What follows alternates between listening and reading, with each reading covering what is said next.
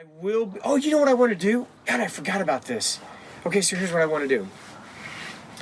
So over Christmas, I did a little playing around with these frequencies, and I was seeing if I could give 3 of my friends a session at the same time, a distant session. They're all over the country, and it seemed to work. So here's what I want to do. For those interested, I'm going to, oh man, I forgot the date. Maybe it's January 12th, Saturday at 9 a.m. Pacific time. I'm going to give 10 people a session at the same time, a distant session, so it doesn't matter where you're at in the world. You could be anywhere. But you have to be able to lay down in a quiet place and relax and close your eyes for at least a half hour at 9 a.m. January 12th, 2019. So leave a comment. If you can do that, leave a comment and tell me what city you're in and what state. You know, I probably don't need that. You know, it's probably just another limited belief that I've bought into, that I actually have to know the city or the state that where somebody's at. Because, dude, this is the field. This is all that is. This is God, whatever you want to talk. It knows where you're at. So 10 people, the first 10 that say, I can do this. But you also have to leave a comment after the session. But I'm just curious. I just want to see what happens. So if I have 10 people that say, I didn't feel anything, and, you know, I just laid there and felt nothing, that's totally cool. But you have to make sure that you leave a comment so I can see what happened to you, what you experienced. So, okay, it'll be fun. We'll just check it out, because I really don't think there's any limitations on these frequencies. I think the only limitations are the ones that I put on them.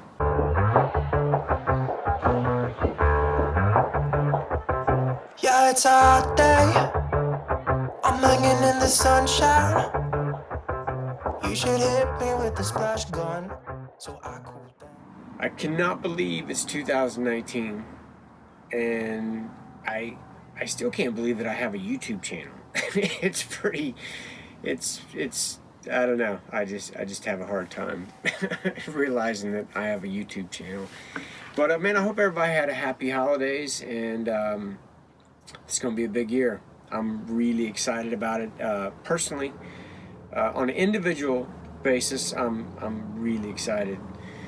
On a mass consciousness level, there's probably going to be some stuff going on. So I hope you're ready, because it might look like things are imploding, but it's all going to work out perfect. So I was reading this book. I read this book a couple times a year, because it's about these frequencies. It's actually the only book that is exactly talking about these frequencies that, you know, I don't even have to talk about anymore. But I was reading this book, and I kept getting dings on comments, letting me know somebody was leaving a comment for one of my videos. And I had like 4 comments in a row on my video I did last year, the volunteers, with the one that my daughters helped me do. And I love that video.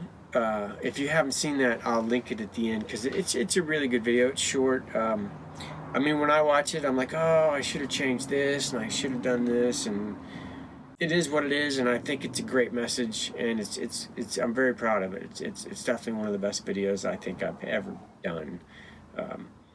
And I think it actually said everything that I needed to say. So I'm reading this book, and just for the heck of it, I typed in volunteers. And the book's called Solomon Speaks. It's on Reconnecting Your Life. But so yeah, man, I wanted to talk about the volunteers, and I just wanted to read a couple of these places where volunteers have been brought up, because I don't know. I think it might resonate with some of you. And this first one is really weird, because, you know, well, I can't say my whole life, but ever since I was 25, I think that's when that Hopi thing happened to me, and I had like that missing time. That's in another one of my videos. But I just, from that moment on, I've always felt very strongly that we've all volunteered to come to this planet. You know what I mean? I consider just all volunteers. And then you get into other information like Dolores Cannon, you know, talking about, you know, that people had volunteered because there was a disconnection that took place, and it made this experience in this plane much more difficult. And in a sense, we became trapped. And so people volunteered to come down and to help wake up people so we can all ascend to where we're supposed to be, where we're going. And so I just thought it was interesting because I was reading this, and it just, right when I was reading this particular part, like I said, I got 4 comments posted on the volunteers, and to me that's like a synchronicity. I mean, when I'm reading, you know, one of my favorite books, and right when it says volunteer, I realize I have 4 comments. I don't know, that's just something. So I'm just doing this quick video. I'm not planning this video, so I'm sorry if I ramble a little bit, but that's just what I do. So so I just wanted to read this first part is, in this plane, there are people who are serving time.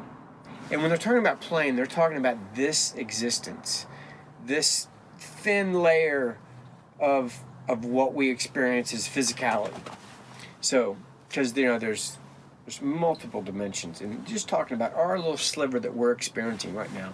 So, in this plane, there are people who are serving time, and then there are people who are trying to help them serve time, to help them understand the joy that can be had. There are 2 distinct groups of entities, spirits, whatever, you know, consciousness, souls, whatever you want to call it, that are present here. There are people who were sent here, and then there are people who volunteered. Earth is a difficult place to work out karma, if you're familiar with the concept.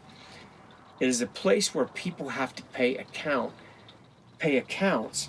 for past violations of freedom. And they will be here, and they are being guided by those who volunteered to help them. I'm not saying that Earth is a penitentiary, but it is certainly a place where people go to achieve very hard lessons. They take lessons that are very, very difficult. Now, most of us can agree that there are some serious lessons being learned on Earth. I mean, we have all learned some serious lessons. So that rings true. I don't know, it's just weird to think of, you know, you hear certain people talking about, you know, we're slaves, and, you know, this is a prison planet and things like that. And, you know, it feels that way sometimes, for sure. At least it used to for me. I absolutely don't feel like I'm enslaved anymore. But I don't know, I just find it's interesting because that's really, like, I put a lot of value on this book because I'm living this book. And so when it starts talking about, you know, light and information, and you're repairing the DNA and reconnecting strings, dude, I'm living that. I'm watching that with my clients. Like I've mentioned several times, if you saw what I see, that you just know that this is real and that this is happening. So for me to, you know, I'm not saying that I believe that some people were sent here. All I'm saying is that's what this book's saying, and there's so much of this book that is the absolute truth for me. I'm living this book. So it's kind of interesting when I read things like that. People have generated themselves into this corner as time goes on and as generations have proceeded, to the point where people are now volunteering to come down to reconnect them, because left to their own devices, they went asunder. They lost connection. They felt it wasn't worthy. And that's the way you feel after you're just beaten down and you've been lied to, and you just like, it's like people make fun of you, like you just get beaten down and you just build up this wall and you just detach. And that's the situation we're in now. And that's what we're changing right now. And now these enlightened ones. You know, I do want to say right now that I know that I'm a volunteer, and I'm not trying to prove that to you. I mean, I really could care less if you believe me. I know I'm a volunteer. I know what I know. And dude, I'm not enlightened, so I'm not sure what they're talking about here, because, you know, it's kind of funny. I did make a video. I was going to make a video because people are always like, hey, 5 signs you're awakening, or 7 signs you're going through a spiritual whatever, man. I was going to say 7 signs that, no, it was kind of like, you know, are you awake? Or you're not quite there yet. And it was like this little video of what someone would view the world, the way someone would view the world if they were enlightened. You know, what would be important to them. And it was like a little test you could take to see if you were actually enlightened. I created the test and I didn't pass the test. So I thought that was cool. I'll make a video. If it's funny, I'll see if I can make a video on that. And now these enlightened ones, the people who are willing to put the effort into recognizing and reawakening in the populace their connection to all that is. That's their job now. You know, and man, when I look out, I see this happening. Man, I see millions of volunteers. Man, you go on YouTube and you can see them. And we're all saying the same thing. We're all saying the same thing. And it's in every industry. It's all over. And you know, I'm talking about like people like dude, those guys, they went through this shift. The veil has been taken away from them for some time. Maybe it came back, but they have volunteered to come, and their bell rang. It's like their wake-up call happened, and now this is what they do. And I definitely want to read this. You know, people come in for all kinds of reasons to get reconnected or to have a session. You know, some people can just feel this frequency and like, hey man, this feels right. I'm supposed to do this. Reconnect me. Give me the turbo booster. I'm ready for this. Other people, you know, they're kind of pulled there.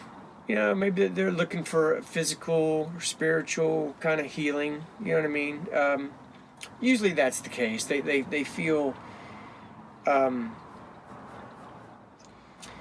don't know, I just personally think that we've been beaten down for so many lifetimes that it just gets more difficult. It's become much more difficult to, I don't know, you know what I'm talking about. And I think this part in this book is very important because this is I see this in my practice.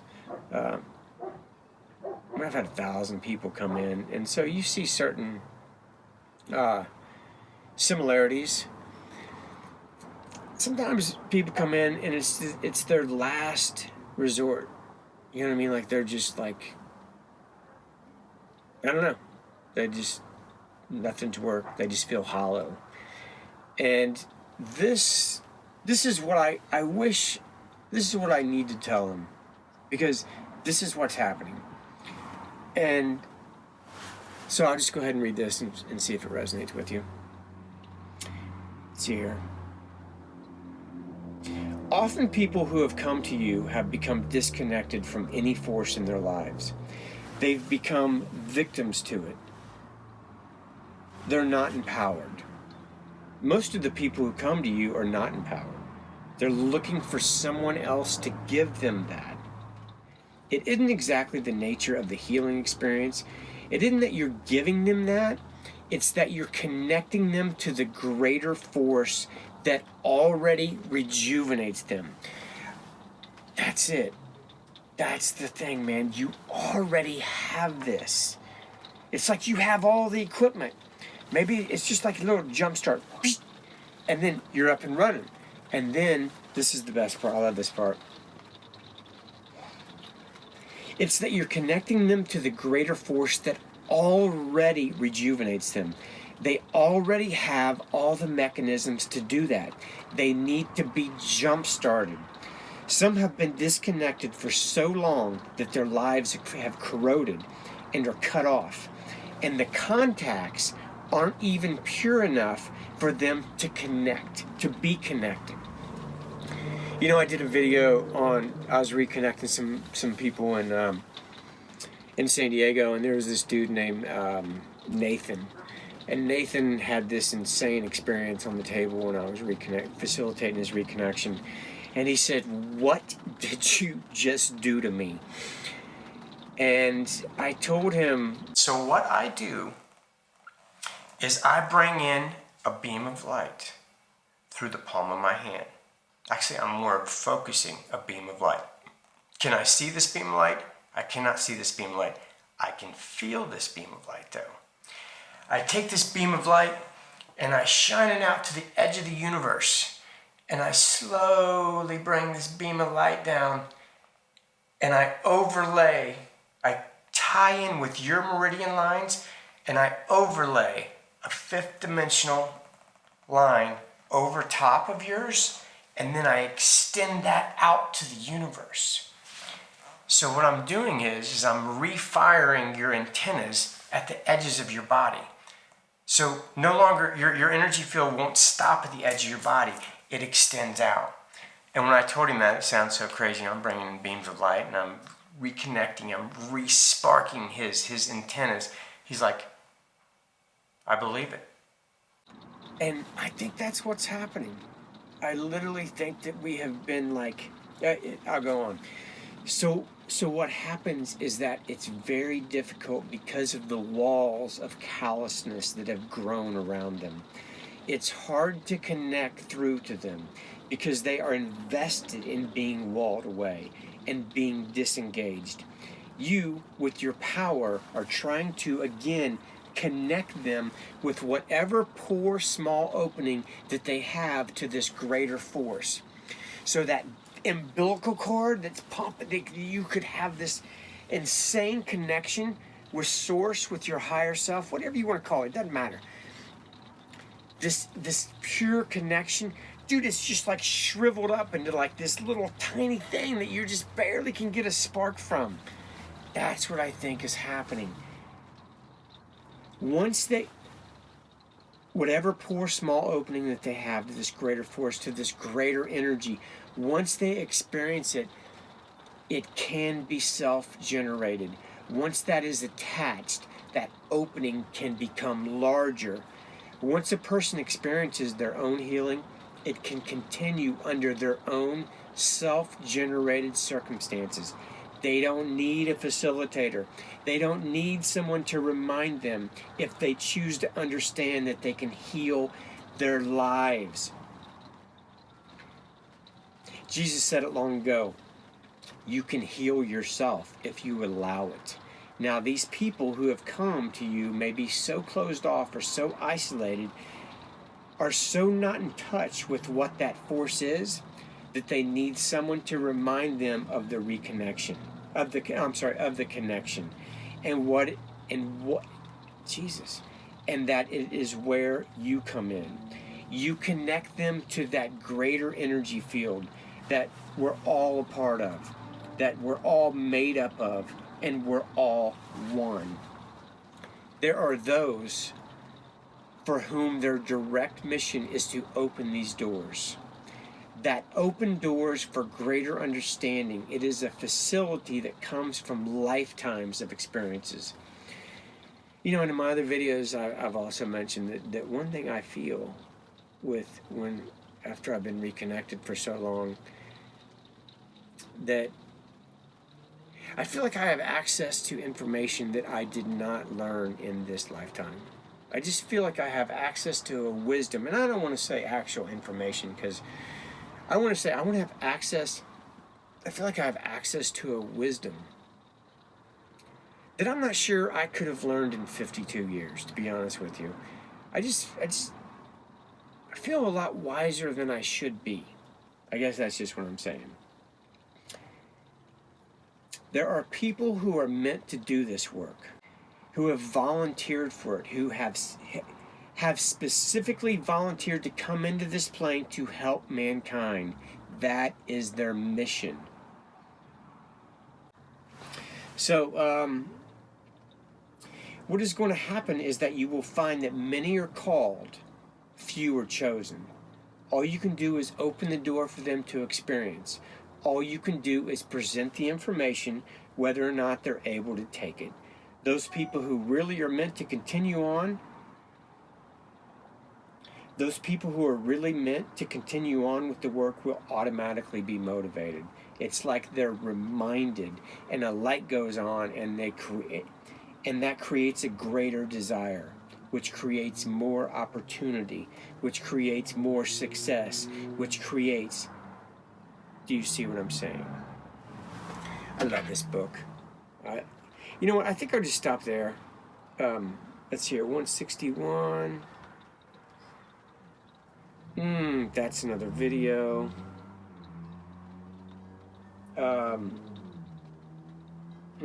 That's another video. Okay, man, I'm just going to stop there. I guess what I'm saying, though, if you can feel these frequencies, man, you're a volunteer, okay? You're a healer. You've earned that right. So I did want to say that I am not going to be traveling around the country this year. It's weird because I was following my highest excitement, and I had things planned out to the best of my ability, and I just started getting like crazy resistance. Like one time, I was going to buy this thing to drive around in, and I bought it, and then they wouldn't sell it to me after I bought it, which I thought was really weird. I was like what? Like, that's resistance. And then it actually happened twice. Not that I bought it, but there was like this resistance both times. Like, things happen. And so at the time I was like, dude, what's going on? Like, this is what I want, and it's not unfolding. And then I realized that, I really don't understand what's going on. So I kind of stepped back, and as soon as I stepped back, an opportunity came up that I'm not going to pass up because it just feels right. So I'm going to be setting up a permanent location, at least for a year, maybe 2 years. I am missing Mexico, but I want to set up a home base in just outside of Rochester, New York. Pittsford, I don't even know what it's called. I know nothing about Rochester. I know they got great schools, but I homeschool my kids anyway, so that doesn't really matter. But so that's where we're going, man. We're going to just outside of Rochester. So if you're looking to be reconnected, and if you're within that state, dude, feel free to just go ahead and be ready, because I will be there. I will be making like 3 trips. I will be flying around the country instead of driving around the country, because I don't know, man, I've been driving a lot, and I don't know, just want a break. So I'm not going to be traveling around in my trailer to your state, but I might be flying to a state near you. So I hope you guys have an amazing day, week, month, year, because it's going to be crazy. This year is going to be nutso, man, and I'm looking forward to it. I'm looking forward to seeing how this all plays out. Okay, man. Peace and love to everybody.